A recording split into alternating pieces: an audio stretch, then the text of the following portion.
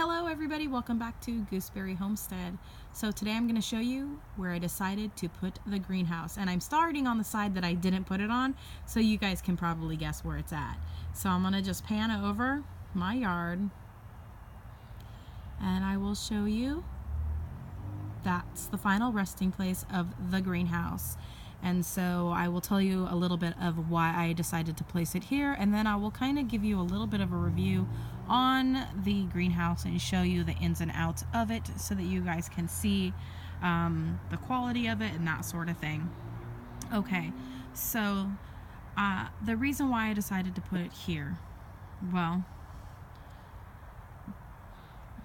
I just decided to put it here. Now the wind does blow from this direction across this direction, so in the winter, or in the summer, I mean, not the winter, oh my goodness. And so when we get storms that come through, it'll blow this direction, and I wasn't exactly sure in the yard where to really put it to keep it from getting beaten by the wind or anything like that, but we generally don't get a ton of wind, but every now and then we'll have a nice storm come through and it'll blow like it's nobody's business. So I decided to go ahead and put it right here next to the fence, primarily to just create just a tiny bit of privacy. As you can see, the neighbors' dogs, I don't know if you can see them through the fence, but the little ones over there, and I'm outside and they're not barking at me. So I'm gonna say that this is a win in helping the dogs not bark so much at me. I'm out here talking and they're not even barking at me anymore. So me coming out more is really helping them get used to me, to know that I also live here with them. I'm not in their yard, but that they are getting used to me, and so that is a good thing. They know that, you know, this is where I live, this is where they live, and so they're starting to respect that boundary, I believe, and so that's a really good thing. And I just figured this might help a little bit. They still will bark at me, they still they've already done that this morning a little bit, but they get all excited when they see me and they start wagging their tails. And the little one, she sounds vicious, but she's a sweetheart. And so yeah, so this is the place. Now I'm gonna walk over and I'm gonna show you. Now you guys, I did pay $69.99 for this, plus there's some tax in there. And I'm gonna try not to get hung up on these gooseberries because I'm wearing my blanket sweater, and so it's kind of like a poncho. I don't want to get snagged on it because I've already done that several times. So here we go. Here's the front part, and I have it facing this direction towards the so I'm not entering from the back. It just gave me a little bit more room in the length here along the fence line when I put it this direction, and so just a little bit more privacy by putting it this way. And so I can walk in to it, and in the front I've got a thornless raspberry and a thornless blackberry on either side, and I might just go ahead and leave those there like that. And you can see there's a little bit of a dip here, so I do have to step over the pipe so I don't bend it or anything like that, or break the plastic, but that's something I will keep in mind when I come in. I probably will end up getting some dirt and put some dirt down under here so it makes it level inside, but right now, yeah. So as you can see on the entrance here, there's a shelf here and a shelf here, and then another shelf and another shelf and another shelf and another shelf, and it's the same on the other side. So you got a total of 6 shelves on both sides, for a total of 12 places that you can start seeds on with your seed starting trays. The metal, I will show you. It is very, very thin metal, you guys. If you put a heavy pot on it, it does bend quite a bit, and so you just have to be mindful. If I decided to put any of my bigger pots in here, I would want to make sure that the pots are sitting on the metal bar itself and on maybe the other metal bar, or I might end up getting a small piece of wood that will fit from one end to the other just to make it more stable for heavier pots. You basically get what you get for the money that you pay into something, you guys. And so this was $69.99 So we've got plastic fittings for the joiners for putting the metal pipes into. So nothing broke. Everything fit together very nicely. It actually was really easy to build this greenhouse. It's a great greenhouse to do starts on, okay? The heavier pots really aren't going to do so well on these shelves. I have a few little pots here. They're doing just fine. This other size pot's doing just fine. These bigger pots down here on the ground, they're not going to do good up on the top or up on the upper shelves, okay? There's too much dirt in them, too heavy. They're going to bend the wire really bad, and it'll actually make it like tip a little bit to the side if you have one on one side and nothing on the other side. The bottom shelf is literally right on the ground, you guys, okay? So just so that you guys know, I don't really know if there's really a reason or point to even have the shelves on the bottom of the greenhouse, other than the fact then to just kind of have something there. But I went ahead and put the shelves down there anyways, even though I don't really think they're doing much good, other than the fact that actually they might be, because I do have my other shelves down here, or this other planter down here, and the shelf actually makes it level with the bar so that the planter's not like tipping side to side. So I guess in a sense it is good to have the shelves on there, because it does make them, as you can see, level with the bar here. So you can still fit plants across here, especially like the seed starting trays. But I really think that this greenhouse is really meant for only seed starting, honestly, and or having small little planters like this to set on the trays. Or on the shelves, I mean, not on the trays, on the shelves. And so yeah, so I'll show you right here. It looks like I actually failed to tie one of the ties. But in the corners of the greenhouse, you have these little spots here. When I go ahead and come back out here later and tie that in, and you just tie at the corners, up on the top, all the way around the greenhouse. There's little ties on all the corners. There are ties in the corners at the top, and there's ties in the corners at the bottom as well, down in here. And then in the front part, they have a tie at this level of the shelf, and see, there's no bar coming up, so to the top here. They just have it stop with the shelf right here in the front. And then there's a tie at the bottom, and this is where the zipper portion of the greenhouse is located. So that actually helps secure the front of the greenhouse where the door part is. And so it's actually it's actually a very, very nice little greenhouse for the price of money that you're going to be paying into it. It does do the job and get the job done. I do know online that you can order the replacement liners if you need to. The plastic, I had said before, is pretty cheap. I will probably still go with the fact that it's probably a cheaper plastic. However, it is still a nice, kind of a durable plastic. If you just have to be careful, you guys, when you're putting it onto your greenhouse, that you're gentle with it and that you slowly put it on. I was very slow yesterday with putting it on. I took my time. I didn't try to do it in a hurry, in a rush to try to get it together really fast. And I'm really short. I'm gonna show you guys. Okay, there's the bar, and I'm barely touching it flat-footed, okay? So I actually literally had to get on my tippy toes in order to pull the plastic up and over. And I found that working from the inside, once I got most of the plastic on top, at least part of it where I could reach it, so I brought it to about here, and then I was able to tug the plastic over a little bit, and I just gently worked it onto the greenhouse itself. And then I managed to rearrange it and move it around. And my dog, what are you doing, Walter? Walter, what are you doing? I think he's deaf, seriously. I thought he was gonna crawl into the planter, seriously, just now. I'm like, what? He's probably gonna pee on everything. He's checking it all out, all new stuff here. Mommy's got new stuff. So yeah, so that's what I did there, and all the plastic didn't rip at all, you guys. I do have a feeling that if we get a strong wind that it could rip. I know that it can rip and will rip only because my friend had one and hers did rip after a little bit of time. So I'm going to try to be extra careful with it and do my best not to rip it.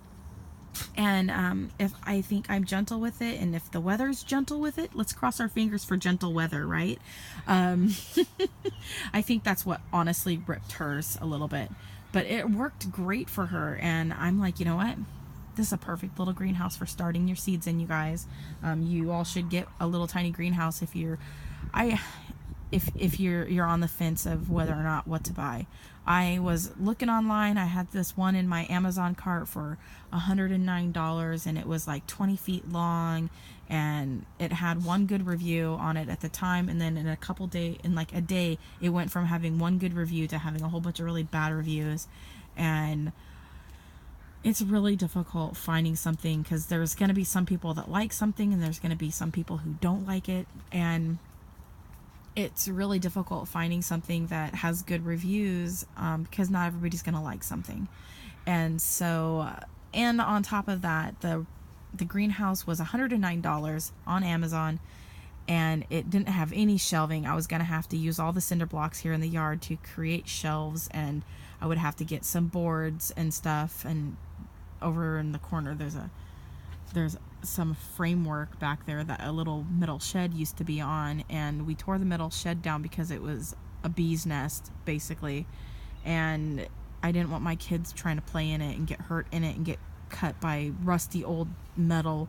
And so we took it down, and I would have to knock all the nails out of those boards, and I could use those boards, repurpose them, and make shelves with them. And it would have been a lot of extra work. So it was so much easier, guys, just to get this little greenhouse, just to get started. And so with a greenhouse anyways, I can do all the building and things when we get to a real homestead. Right now this is, I guess, a fake homestead, but I am practicing my homesteading skills, so there you go. But yeah, so on my shelves, I'll just run down really quick with you guys. I've got some heavier pots on the bottom to help give some weight so that the greenhouse doesn't move as much. I'll go ahead and give it a shake. I'm going to grab my hand on here. I'm going to shake the greenhouse so you guys can see. Now I have it staked down into the ground a little bit with the stakes that came with it. They'll be okay for now. I do have a lot of rocks in the dirt here, so it was really difficult to get them nailed into the ground. It took me a while. That was probably the longest part. It took longer for me to get the stakes nailed in than to put the actual greenhouse cover on the frame. So on both sides, I've got pots with the dirt in them already, the heavy ones, and that's to help give some weight to the top part of the greenhouse so it doesn't get blown out if a storm were to come. And I just decided to do that yesterday. So on this side, I've got some parsley growing from last year. It's still growing. And then on this side, I've got a pot that has some artichoke plant seeds that I just put in there. And there's violet artichoke. And there we go. I'm aiming it in the right place now. And the top part, and then this section, I have Imperial Star, a few of those seeds. And then over on this side, I had a whole packet that I was able to plant, and these ones are Green Globe. And so, and the rest of the greenhouse is just little seeds. I've got some more gooseberry seeds planted in here, and then in this pot, I've got a bunch of red currant seeds, and we'll see if they sprout. I'm pretty sure that they will sprout, especially the gooseberries, and so I'm not so sure about the red currants. We'll see. And then I will step back and I'll show you what I did around the greenhouse. I did set this pot here on a little bit of the plastic in the front just to stabilize it and keep it from blowing around, and did the same thing on this side. And so it makes it easy when I zip it down, and I'm able to control the zipper better, and that way I will have less breakage. And then all around on this side, I used 3 cinder blocks along the side of the greenhouse. That has helped with the stability of the greenhouse too, you guys. Very, very important. And I actually set the cinder blocks on the plastic itself. I don't know if that's a good idea, but I did it anyways. And I come around here to this side too, and I did the same thing. I set the cinder blocks on here, 3 on this side, and I left a little gap in between just for, I guess, aesthetic purposes. And then around to the back, I was only able to put one cinder block. And the reasoning is because of those stakes that I drove into the ground. I'm not able to get the cinder block to go flush against the greenhouse itself. So I went ahead and I just put the one, and that'll just have to make do. And then I have my gooseberries that I'll be keeping, and the 3 on the end I will be giving to my friends. And then I have my blueberry plant here, and I'm debating on whether or not I am going to use a little bit of the money that I have made from my gooseberries to either buy a Crandall currant, a pink lemonade blueberry bush, or a the other one I was thinking of is an elderberry. So I'm not sure yet. Probably going to go with the Crandall currant though, because it was the cheapest. So I will be heading to a nursery, and I asked my friend if she wants to go with me to it when I want to go pick it up. And so I decided to go pick it up rather than pay for shipping, because it would be a lot more fun to have a memory with a friend than to pay $19 for shipping when I can drive there 30 miles away and have fun with my friend going to a place where they sell plants. So anyways, you guys, I'm going to step back so we can see the greenhouse again and show you guys as I walk around here. And so there's the greenhouse. That's what I decided on, where I decided to place it. It is the perfect little greenhouse for you guys who are not very handy with tools or anything like that. I went with it for sheer convenience, honestly. Sheer convenience. I don't have to do a whole lot of work. It's got the shelves in it already. Yeah, you guys, when I went to the store, I went to Home Depot and I was pricing out stuff, and I'm like, I could have gotten all the little bits here and there, you guys, and that would have been great. But in the long run, it was so much easier for me to just pick up this little greenhouse so I can get my seeds started.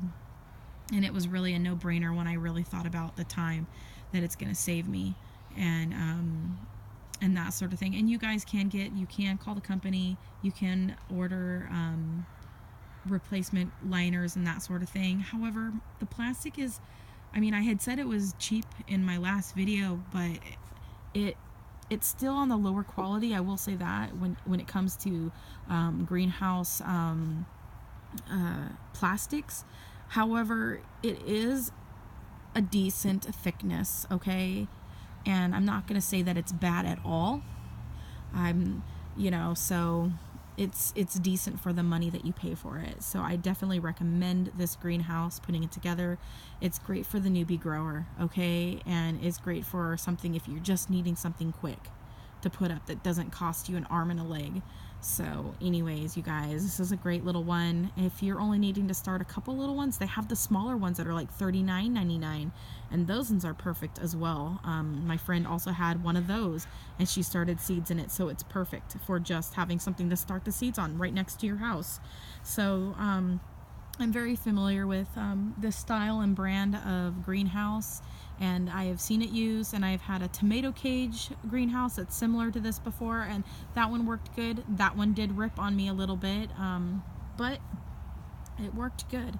So you can always fix things with dry it off, make sure there's no condensation, and fix it with a little bit of clear tape, you guys, and that's in a pinch. You can do that. So anyways, you guys, thanks so much for watching my video. It's gotten a little bit long. I'm sorry about that. Go ahead, like, comment, and subscribe. Let me know what you're growing this year. Let me know if you're getting a greenhouse. Share. That'd be awesome. And click that bell button so you don't miss out on any videos that I'll be posting. Hopefully I'll be having more videos coming up soon. And you guys have a wonderful day. Bye.